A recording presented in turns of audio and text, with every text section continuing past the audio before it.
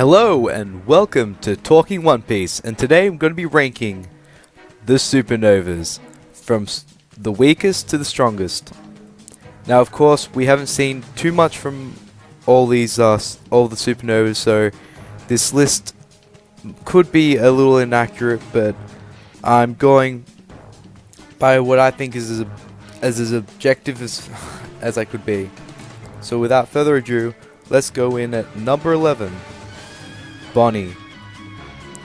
Now, Bonney, she has a pretty OP devil fruit, able to turn people into young, like babies or old people, and she seemed very fast when she stopped Zoro from attacking the celestial dragon. But other than that, I don't think she's much of a fighter. Haven't seen that too much from her yet, so she falls at number 11. And number 10, Capone. Capone, this was a little tricky, but I feel like he's probably the weakest. We found out recently that he's the one who gave in straight away to Big Mom when the Supernovas tried to invade.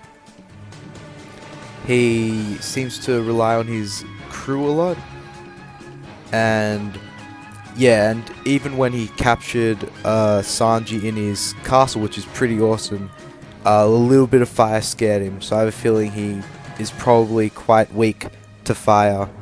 And overall, I can see some flaws when comparing him to the other Supernovas.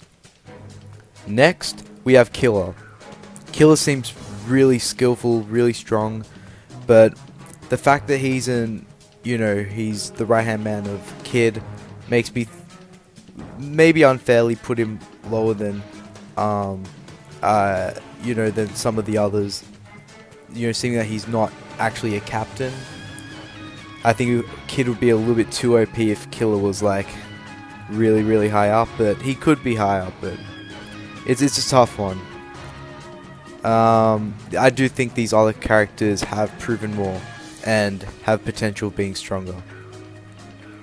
Next we have Apoo at number 8. Apoo has he's like the only guy who actually did anything to Kizaru. He split Kizaru up. It didn't hurt him because it was a Logia, but still that was pretty impressive.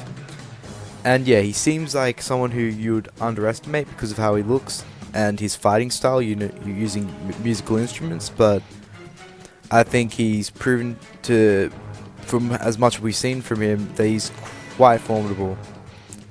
But then again, he did also bitch out to Kaido, but yeah. Next is, at number 7, is Basil Hawkins.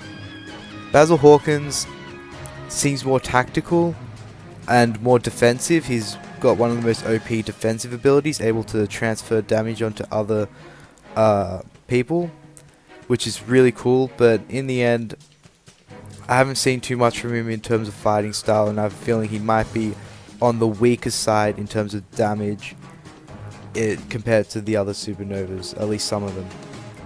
Next is Urouge.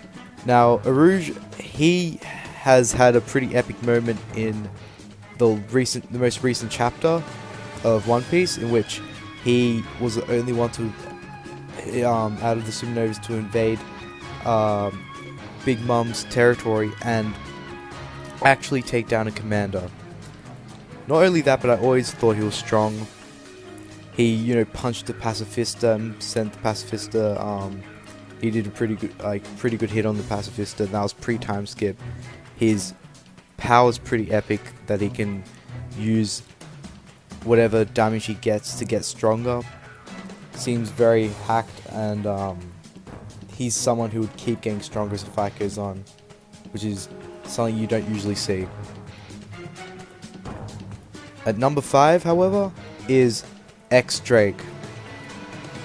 Some people are underestimating X-Drake, maybe fairly, but I feel like X-Drake, the fact that he turns into a dinosaur is crazy. I think he's had some experience in the Marines and in fighting. I think he's probably very skillful, and his T-Rex Devil Fruit, you gotta remember, is an ancient Zoan. That's a pretty rare devil fruit and a pretty big deal. And he might even be one of Kaido's 3 calamities. I know I'm basing a lot of this on speculation, but I really do feel like X-Drake should be pretty high on this list. At number 4 is Zoro. I've said this before, I think Zoro is very close to Luffy, so he's going to be pretty high up on this list.